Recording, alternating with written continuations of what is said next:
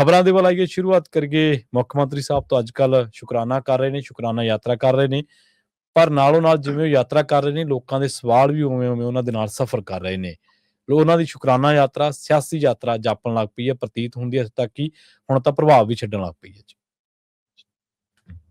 ਪ੍ਰਵੀਨ ਜੀ, ਮੁੱਖ ਮੰਤਰੀ ਭਗਵੰਤ ਸਿੰਘ ਮਾਨ ਪੰਜਾਬ ਦੀ ਵਿਧਾਨ ਸਭਾ 'ਚ ਖੜ ਕੇ ਗੱਲ ਕਹਿੰਦੇ ਨੇ ਕਿ ਮੈਨੂੰ ਕਈ ਜਥੇਬੰਦੀਆਂ ਕਹਿ ਰਹੀਆਂ ਸੀ ਤੁਹਾਡਾ ਸਨਮਾਨ ਕਰਨਾ ਹੈ, ਕਈ ਸਿੱਖ ਸ਼ਖਸੀਅਤਾਂ ਕਹਿ ਰਹੀਆਂ ਸੀ ਤੁਹਾਡਾ ਸਨਮਾਨ ਕਰਨਾ। ਮੈਂ ਕਿਹਾ ਨਹੀਂ ਜੀ, ਮੇਰਾ ਕਾਹਦਾ ਸਨਮਾਨ, ਮੈਥੋਂ ਤਾਂ ਗੁਰੂ ਦੀ ਸੇਵਾ ਲੈ ਰਹੀ, ਆਪਾਂ ਤਾਂ ਸ਼ੁਕਰਾਨਾ ਕਰਾਂਗੇ ਜੀ।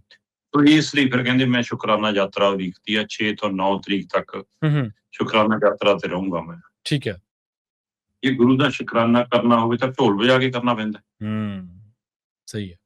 ਤਾਂ ਤੁਹਾਨੂੰ ਖੁੱਲੀਆਂ ਗੱਡੀਆਂ 'ਚ ਘੁੰਮ ਕੇ ਕਰਨਾ ਪੈਂਦਾ। ਜੇ ਤੁਸੀਂ ਇਹ ਮਾਣ ਗੁਰੂ ਨੂੰ ਦੇਣਾ ਹੁੰਦਾ ਕਿ ਜੀ ਮੇਰੇ ਤੋਂ ਬਹੁਤ ਵੱਡਾ ਕਾਜ ਕਰਾ ਲਿਆ, ਇਹ ਸੇਵਾ ਮੇਰੇ ਲਈ ਖਿਲਵਾਤੀ, ਮੇਰੇ ਹੱਥੋਂ ਮੇਰੇ ਹਰੇ ਪੈਨ ਤੋਂ ਤੁਸੀਂ ਆ ਕਾਨੂੰਨ ਬਣਾ ਲਿਆ। ਇਹ ਵੱਖਰਾ ਸਵਾਲ ਹੈ ਜੇ ਖੜਾ ਹੈ ਕਿ ਕਾਨੂੰਨ ਕਿੰਨਾ ਵਾਜਬ ਹੈ ਕਿੰਨਾ ਨਹੀਂ, ਉਹ ਚਰਚਾ ਸਿੱਖ ਪੰਥ 'ਚ ਹੈਗੀ ਹੈ। ਪਰ ਜੇ ਮੁੱਖ ਮੰਤਰੀ ਸਾਹਿਬ ਨੂੰ ਇਹ ਲੱਗਦਾ ਹੀ ਸੀ ਤਾਂ ਉਹਦੇ ਨਾਤੇ ਸ਼ੁਕਰਾਨਾ ਕਰਨ ਜਾਣਾ ਸੀ, ਗੱਡੀ ਚੱਕਦੇ, ਸਵੇਰੇ 3 ਵਜੇ ਜਾ ਕੇ ਟੇਕ ਆਉਂਦੇ, 4 ਵਜੇ ਕੇਸਗੜ੍ਹ ਸਾਹਿਬ ਮੱਥਾ। ਜੀ ਬਿਲਕੁਲ। ਉਸੇ ਦਿਨ ਦਰਬਾਰ ਸਾਹਿਬ ਚਲੇ ਜਾਂਦੇ, ਅਮਲਾ ਫਾਲਾ ਵੀ ਨਾ ਲੈ ਕੇ ਜਾਂਦੇ। ਜਾਂਦੇ, ਕੋਈ ਨਹੀਂ ਰੁਕਦਾ ਸੀ, ਚਾਹੇ ਦਮਦਮਾ ਸਾਹਿਬ ਜਾਓ, ਮਸਤੂਆਣਾ ਸਾਹਿਬ ਜਾਓ, ਕਿਤੇ ਵੀ ਜਾਓ, ਦੁਖਨਿਵਾਰਨ ਸਾਹਿਬ ਜਾਓ, ਫਤਿਹਗੜ੍ਹ ਸਾਹਿਬ ਆਓ, ਸਾਰੇ ਕਿਤੇ ਜਾਓ। ਹਾਂਜੀ। ਪਰ ਇਹ ਦੱਸ ਕੇ ਪਾਰਟੀ ਵਾਲਿਆਂ ਨੂੰ, ਵਰਕਰਾਂ ਨੂੰ, ਸਕੂਲਾਂ ਵਾਲਿਆਂ ਨੂੰ, ਜਵਾਕਾਂ ਨੂੰ, ਸਾਰਿਆਂ ਨੂੰ ਦੱਸ ਕੇ ਇਹ ਕਿਹੜਾ ਸ਼ੁਕਰਾਨਾ ਹੁੰਦਾ ਜੀ। ਹਾਂ, ਮੁੱਖ ਮੰਤਰੀ ਸਾਹਿਬ ਨੂੰ ਜਿਹੜਾ ਇੱਕ 3 ਕੁ ਮਹੀਨਿਆਂ ਬਾਅਦ ਹੋ ਜਾਂਦਾ ਕਿ ਬਈ ਕੋਈ ਰੋਡ ਸ਼ੋਅ ਤਾਂ ਕੱਢੇ ਹੀ ਨਹੀਂ।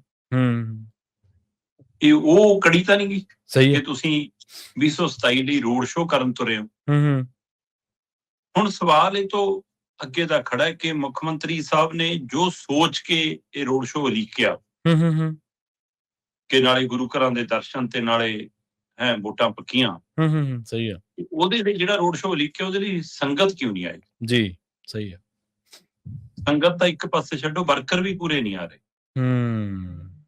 ਸ਼੍ਰੀ ਅਨੰਦਪੁਰ ਸਾਹਿਬ, ਕੇਸਗੜ੍ਹ ਸਾਹਿਬ ਦੀ ਘੱਟੀ ਤੋਂ ਉਤਰ ਕੇ ਮੁੱਖ ਮੰਤਰੀ ਸਾਹਿਬ ਦਾ ਕਾਫਲਾ ਖੜਾ ਹੈ, ਮੀਡੀਆ ਦੇ ਮਾਈਕ ਹੈਗੇ ਨੇ, ਡਰੋਨ ਸ਼ਾਟ ਲਿਆ ਜਾਂਦਾ ਹੈ, ਉਹ 'ਚ ਨਾਭੀ ਪੱਗਾਂ ਹੀ ਪੱਗਾਂ ਦਿਖਦੀਆਂ।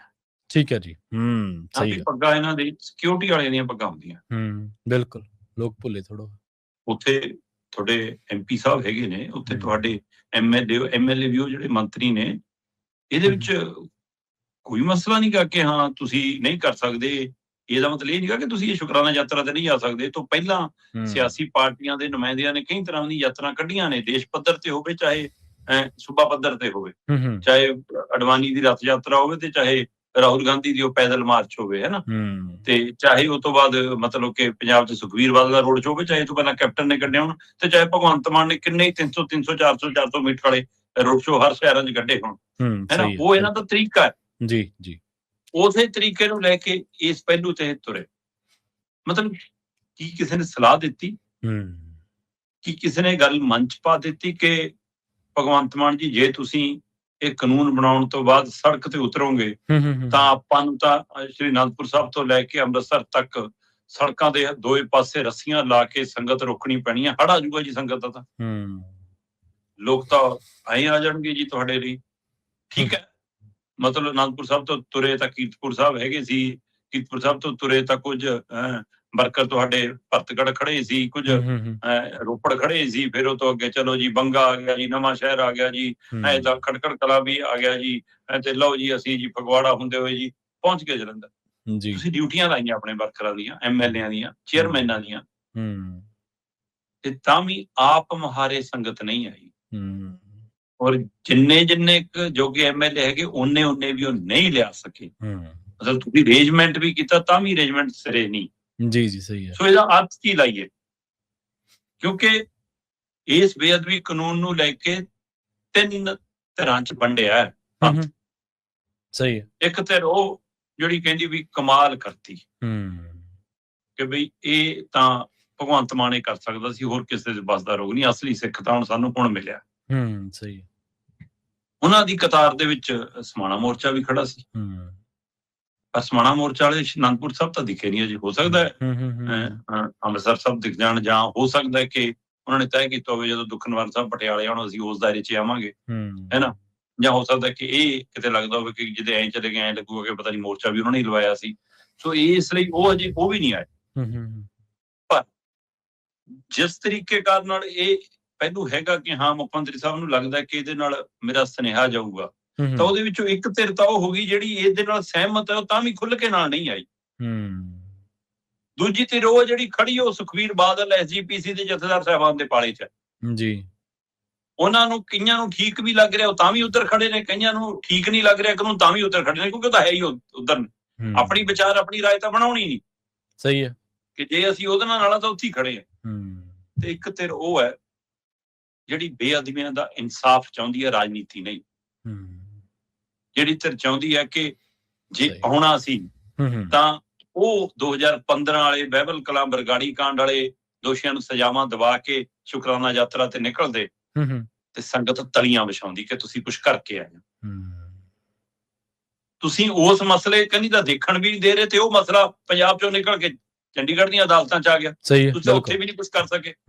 ਕੁਬਰ ਵਿਜੇ ਪ੍ਰਤਾਪ ਜਿਹਨੂੰ ਦਿਖਾ ਕੇ ਸਟੇਜਾਂ ਤੇ ਵੋਟਾਂ ਮੰਗਦੇ ਸੀ ਸਿੱਖਾਂ ਦੀਆਂ ਕਿ ਇਹਦੇ ਵਾਲੇ ਕਾਗਜ਼ਾਂ ਨੇ ਸਜ਼ਾ ਦਵਾ ਦੇਣੀ, ਉਹਦੇ ਕੰਨੀ ਵੀ ਤੁਸੀਂ ਮੂੰਹ ਨਹੀਂ ਕਰ ਰਹੇ। ਤਾਂ ਫਿਰ ਯਕੀਨ ਕਿਵੇਂ ਕਰੇ ਜੀ ਕੌਮ? ਨਹੀਂ ਕਰ ਸਕਦੀ। ਬਿਲਕੁਲ।